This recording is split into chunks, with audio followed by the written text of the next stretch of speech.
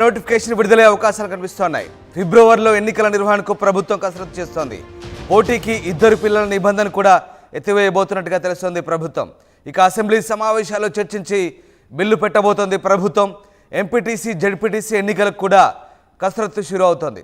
సర్పంచ్ ఎన్నికల తర్వాత ఎంపీటీసీ ఎన్నికల నిర్వహణ ఉండబోతోంది. కనీసం 5 ఎంపీటీసీలతో ఎంపీపీలు ఉండేలా సంఖ్య పెంచే అవకాశం కనిపిస్తోంది.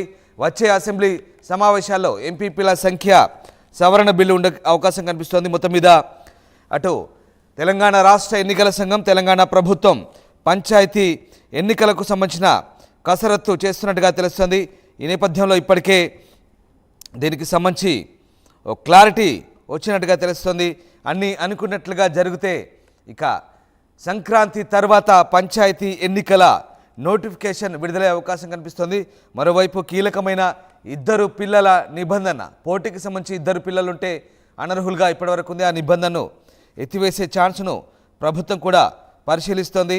ఈ నేపథ్యంలో ఇక ఆ నిబంధనను ఎత్తివేసేందుకు అసెంబ్లీలో చర్చ జరిగే అవకాశాలు కూడా కనిపిస్తున్నాయి. పంచాయతీ ఎన్నికలకు సంబంధించి ప్రభుత్వం ఓ కీలక నిర్ణయం తీసుకునే అవకాశాలు అయితే కనిపిస్తూ ఉన్నాయి. ప్రస్తుతం ప్రభుత్వం రాష్ట్ర ఎన్నికల సంఘం ముమ్మర కసరత్తు అయితే చేస్తోంది. వచ్చే జనవరి సంక్రాంతి తర్వాత లేదా ఫిబ్రవరిలో ఎన్నికలు జరిగే అవకాశం కనిపిస్తున్నట్టుగా అధికార వర్గాలు భావిస్తున్నాయి. ఇక అంతా అనుకున్నట్లు జరిగితే జనవరి 2వ వారంలో షెడ్యూల్ రిలీజ్ చేసి సంక్రాంతి తర్వాత నోటిఫికేషన్ ఇచ్చి 3 దశల్లో ఎన్నికలు పూర్తి చేసేలా పక్కా ప్రణాళికలతో ఉన్నట్టుగా తెలుస్తుంది. ఇప్పటికే కులగణన దాదాపు 90% పైగా పూర్తి చేసిన ప్రభుత్వ యంత్రాంగం డేటా ఎంట్రీ చేసే పనిలో బిజీగా ఉంది. మరోవైపు కులాల వారీగా వివరాలు ప్రభుత్వానికి అందజేసే ఛాన్స్ కనిపిస్తోంది. ఏడాది ఫిబ్రవరిలో సర్పంచ్ల పదవీకాలం ముగియగా గ్రామాల్లో ప్రత్యేక అధికారుల పాలన కొనసాగుతుంది. దీంతో ఇప్పటికే దీనికి సంబంధించి చాలా ఆలస్యం జరుగుతుంది. ఈ నేపథ్యంలో ప్రభుత్వం దృష్టి సారించింది. వీలైనంత తొందరగా పంచాయతీ ఎన్నికలను పూర్తి చేసేలా ప్రణాళికలు రూపొందిస్తున్నట్టుగా తెలుస్తుంది. మరోవైపు గ్రామాల్లో ప్రత్యేక అధికారుల పాలన సాగుతోంది. దాంతో కేంద్ర ఆర్థిక సంఘం నుంచి రావాల్సిన నిధులు కూడా ఆగిపోయాయి. దీంతో కులగణన తర్వాత లోకల్ బాడీల్లో బీసీల రిజర్వేషన్లు పెంచి పంచాయతీ ఎన్నికలు నిర్వహిస్తామంటూ కాంగ్రెస్ పార్టీ ఎన్నికల ముందు హామీ ఇచ్చింది. దాని ప్రకారం కులగణన ప్రక్రియలో భాగంగా సర్వేను దాదాపు పూర్తి చేసింది. బీసీ రిజర్వేషన్ల కోసం బీసీ డెడికేటెడ్ కమిషన్ కూడా నియమించగా జిల్లాల్లో పర్యటించి అభిప్రాయాలు సేకరణ చేస్తుంది. సో మొత్తం మీద అన్నీ అనుకున్నట్లు జరిగితే సంక్రాంతి తర్వాత పంచాయతీ ఎన్నికలు నిర్వహించే అవకాశం ఉంది. అది కూడా రాష్ట్రంలోని 32 జిల్లాల్లో దాదాపు 3 విడతల్లో ఈ ఎన్నికలు నిర్వహించే ఛాన్స్ కనిపిస్తోంది. ఎస్, మా కొలీగ్ మధు జైన్ అవుతున్నారు. మధు, పంచాయతీ ఎన్నికలకు సంబంధించి ఇప్పటికే రాష్ట్ర ఎన్నికల సంఘం అలాగే ప్రభుత్వం కసరత్తు చేస్తున్నట్టుగా తెలుస్తోంది. ఏం జరుగుతోంది? ఎన్నికలు ఎప్పుడు నిర్వహించే అవకాశం ఉంది? సర్పంచ్ ఎన్నికలు, దాని తర్వాత మండల పరిషత్, జిల్లా పరిషత్ ఎన్నికలు ఎప్పుడు దీనికి సంబంధించిన షెడ్యూల్ రిలీజ్ అయ్యే అవకాశం ఉంది? ఎగ్జాక్ట్లీ గత సంవత్సరమే ఆల్రెడీ సర్పంచ్ల పదవి కాలం ముగిసిపోయింది. జనవరి 31 తోటి దాదాపు సంవత్సర కాలం గడుస్తూ ఉంది. కాంగ్రెస్ అధికారంలోకి వచ్చిన తర్వాత స్థానిక సంస్థల ఎన్నికలు నిర్వహిస్తారు అనేటువంటి చర్చ జరిగినప్పటికీ కాస్త వెనకడుగే వేసింది కాంగ్రెస్. రేపు పూర్తి స్థాయిలో కులగణన కంప్లీట్ అయిన తర్వాత వచ్చేటువంటి అసెంబ్లీ సంబంధించిన సమావేశాల్లో కొన్ని మండలాలకు 3 ఎంపీపీలు ఉన్నారు కాబట్టి దానికి సంబంధించి కూడా సవరణ బిల్లును తీసుకొచ్చి దాన్ని ఆమోదించుకున్న తర్వాత జనవరి 14న అంటే సంక్రాంతి సమయంలో ఎన్నికల నోటిఫికేషన్ విడుదల చేయాలి స్థానిక సంస్థలకు సంబంధించినటువంటి ఒక క్లారిటీ రాష్ట్ర ప్రభుత్వానికి ఉంది. కాబట్టి ఇప్పటికే ప్రత్యేక అధికారుల పాలనలో నడుస్తూ ఉంది, స్పెషల్ ఆఫీసర్స్ పాలనలో ఉంది. స్థానిక సంస్థల్లో ఎక్కడ సమస్యలు అక్కడే ఉన్నాయి. కాబట్టి వాటన్నిటిపైన దృష్టి పెట్టనున్నట్టుగా తెలుస్తూ ఉంది. అందులో భాగంగా స్థానిక సంస్థల ఎన్నికల్లో ఉన్నటువంటి కొన్ని మార్పులు చేర్పులు నిబంధనలు వాటిని మార్చడానికి కూడా సిద్ధమవుతా ఉంది.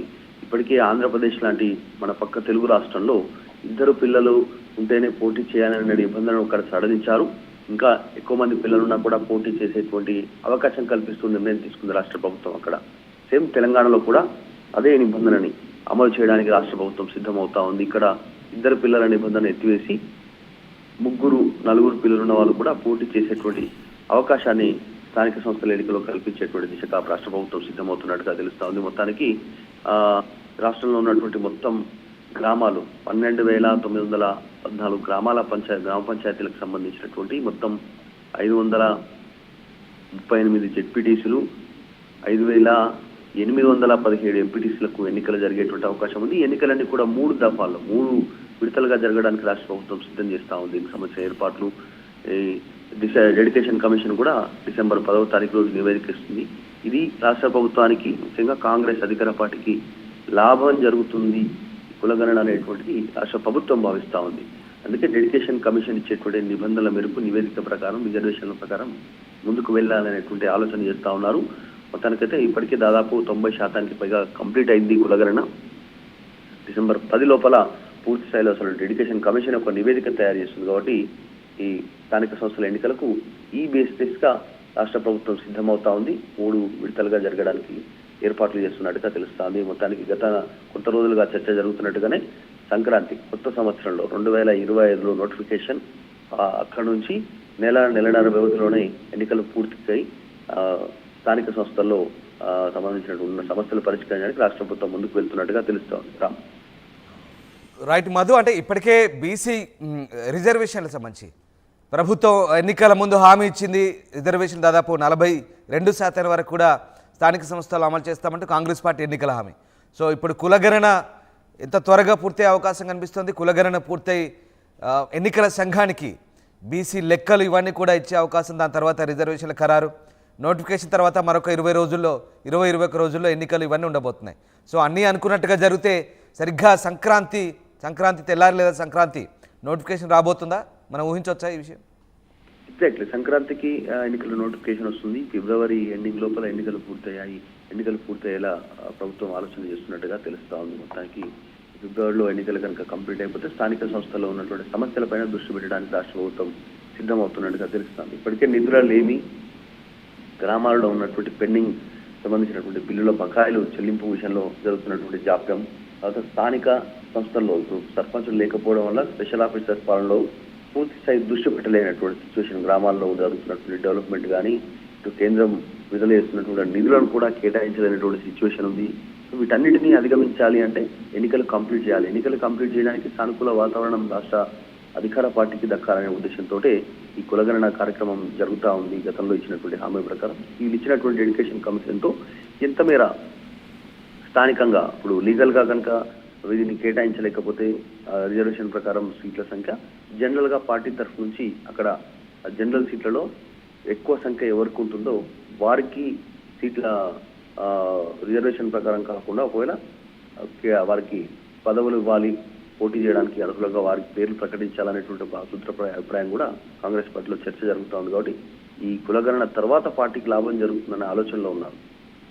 దాని తర్వాతనే వెళ్తేనే స్థానిక సంస్థల్లో అధికార పార్టీ ఈసారి మళ్ళీ జెండా ఎగరవేసే అవకాశం ఉంటుందని ఆలోచన చేస్తా ఉన్నారు. కాబట్టి దానిపైన ఎక్కువ దృష్టి పెడతా ఉన్నారు. అందులో భాగంగానే మొత్తం 3 దశల్లో ఫిబ్రవరిలోగా ఎన్నికలు కంప్లీట్. మధు, ఈ ఇద్దరు పిల్లలు నిబంధన దీనికి సంబంధించి ముఖ్యంగా అలాగే ప్రతి మండలానికి 5 ఎంపీటీసులు, ఇవన్నీ కూడా పంచాయతీరాజ్ శాఖ కసరత్తు ఎంతవరకు వచ్చింది? ఈ డిసెంబర్లో జరిగే అసెంబ్లీలో ఈ బిల్లులు ఆమోదం పొందుతాయా? ఎగ్జాక్ట్, వచ్చే అసెంబ్లీ సమావేశాల్లోనే ఈ ఎంపీపీల సంఖ్య సవరణ బిల్లుకు సంబంధించినటువంటిది రాష్ట్ర ప్రభుత్వం బిల్లును ప్రవేశపెట్టున్నట్టుగా తెలుస్తా ఉంది. గత జూలైలో ముగిసినటువంటి ఎంపీపీల పదవీ కాలానికి సంబంధించిన విషయంలో నిర్ణయం తీసుకున్నట్టుగా తెలుస్తా ఉంది. మనం చూస్తే కొన్ని మండలాలలో రాష్ట్రంలో 3 ఎంపీటీసీలతోనే ఎంపీపీలు ఉన్నటువంటి సిచ్యువేషన్ ఉంది. ఇలా కాకుండా కనీసం 5 ఎంపీటీసీలతో ఎంపీపీలు ఉండే ఆయా మండలాల సంఖ్యను పెంచుకునేటువంటి అవకాశం కోసం కసరత్తు చేస్తా ఉన్నట్టుగా రాష్ట్ర ప్రభుత్వం తెలుస్తా ఉంది.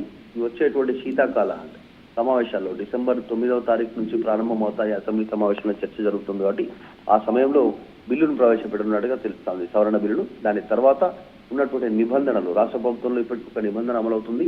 స్థానిక సంస్థల ఎన్నికల్లో కానీ, తర్వాత సాధారణ జనరల్ ఎలక్షన్స్ ఎమ్మెల్యే ఎంపీలో కానీ ఇప్పుడు వీటన్నిటి కూడా ఒకే నిబంధన ఉంది.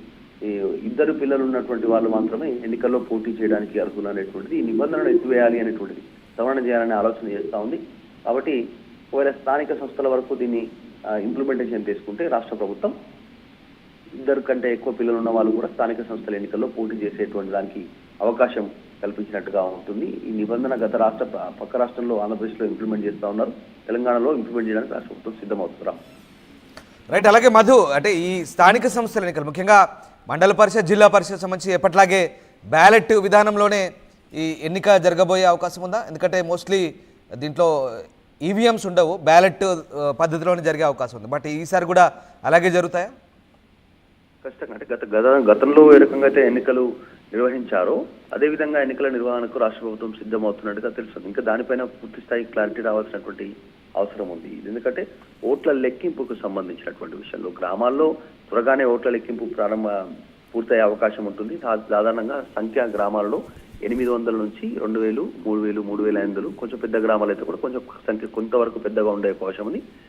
ఆ కౌంటింగ్ బ్యాలెట్ పేపర్ల ద్వారా ఏర్పాటు చేసినప్పటికీ కూడా ఎన్నికలు బ్యాలెట్ పేపర్ల కౌంటింగ్ కూడా త్వరగానే పూర్తయ్యే అవకాశం ఉంటుంది గ్రామ స్థాయిలో. కాబట్టి ప్రభుత్వం ఏ రకంగా ముందుకు వెళ్తుంది అనేటువంటిది ఒక క్లారిటీ రావాల్సినటువంటి అవసరం ఉంది. Right, yes, thank you Madhu, thanks for the update. So మొత్తం మీద కొత్త సంవత్సరంలో సంక్రాంతి పండుగ సమయంలో జనవరి 14న స్థానిక సంస్థల ఎన్నికల నోటిఫికేషన్ను విడుదల చేసి ఆ తర్వాత 21 రోజుల్లో అంటే ఫిబ్రవరి మొదటి వారంలో ఎన్నికలు నిర్వహించేలా ప్రతిపాదనలు సిద్ధం చేస్తున్నట్టుగా తెలుస్తోంది. ఈ ఎన్నికలకు బ్యాలెట్ పత్రాలతో 3 విడతలు నిర్వహించే విషయంలో మాత్రం ఇప్పటికే ప్రభుత్వం ఓ నిర్ణయానికి వచ్చినట్టుగా కూడా తెలుస్తోంది.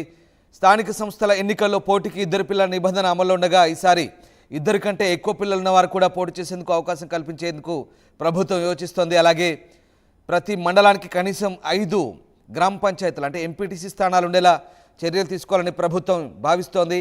ఈ నేపథ్యంలో డిసెంబర్